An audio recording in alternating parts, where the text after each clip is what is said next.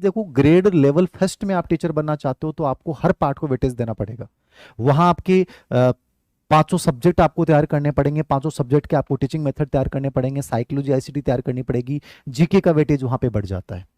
जब level second में अपन बात करते हैं तो 120 का सब्जेक्ट हो जाता है, तो सब्जेक्ट को आपको बहुत अच्छे से लेवल देना है। लेकिन सब्जेक्ट के साथ चूंकि 50 और 80 नंबर का जीके भी है, जिसमें शैक्षिक परिदृश्य भी शामिल है, ठीक है, 30 नंबर का साइकोलॉजी आईसीटी भी है, तो आपको पूरे पार्ट को एक बैलेंसिंग, ऐसा नहीं है कि जैसे अमूमन करते हैं सर 120 नंबर का सब्जेक्ट है मैं उसको ढंग से पढ़ लेता हूं बाकी नहीं।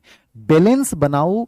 जीके भी आपका बहुत अच्छे लेवल का तैयार होना चाहिए, साइकोलॉजी आईसीटी परिदृश्य भी बहुत अच्छा तैयार करो, और सब्जेक्ट को भी बहुत अच्छे तैयार करो।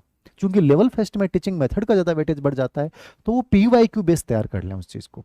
तो थोड़ा सा बैलेंस बनाएं, ये बहुत बेहतर होगा। तो यानी संयोजन स्थापित कर लें पूरे सिलेबस में। ये वर्ड मैं आपको दे रहा हूं, एक नया हिंदी का वर्ड है, संयोजन।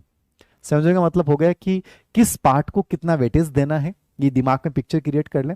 किसी के कहने से मत करना, मैं वीडियो लेके आऊंगा कि यार आप इसको इससे तैयार करो, नहीं, आप अपना बनाइए। जब तक अपना व्यू अपने आप को नहीं दोगे तब तक बहुत बेहतर नहीं कर पाओगे, याद रखना। दूसरों के व्यू से कुछ नहीं होने वाला। मैं तो कहता हूं मेरे व्यू को भी मत सुनिए आप।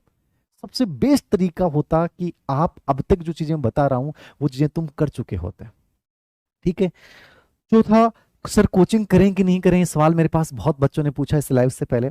तो मैं आपको ईमानदारी से राय दूं, यदि मैं आपकी जगह होता, धीर सर, यदि ग्रेड थर्ड की तैयारी कर रहे होते तो क्या वो कोचिंग करते?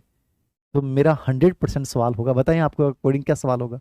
यदि ग्रेड थर्ड की मैं तैयारी कर चुका, मैंने की है याद रखना, और मैं ग्रेड थर्ड में फेल हुआ था, आपको भी बोल देता हूं, लेकिन उसका फेल होना मुझे चुभा था। क्योंकि मैं जब एग्जाम दे के आया, मेरा रिजल्ट खराब हुआ, तो हमारी कॉलेज के ही एक टीचर ने, साथी ने कहा, कॉलेज प्राइवेट कॉलेज में पढ़ाने वाले गवर्नमेंट में नहीं लगते, हमें यहीं धक्के खाने होंगे। तो बुरा लगा था। पहली बार एग्जाम दिया था लाइफ का और उसमें असफल हो गए, 1500 वैकेंसियां थी।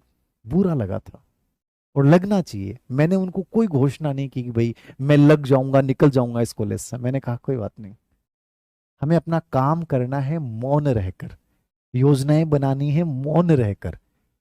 घोषणाएं करने से नहीं होता, तुम्हें नेता नहीं बनना है कि घोषणा कर दोगे और वो घोषणाएं कभी पूरी नहीं होती हैं। घोषणाएं कभी मत कीजिए। मैं चुपचाप लगा रहा अंदर ही अंदर,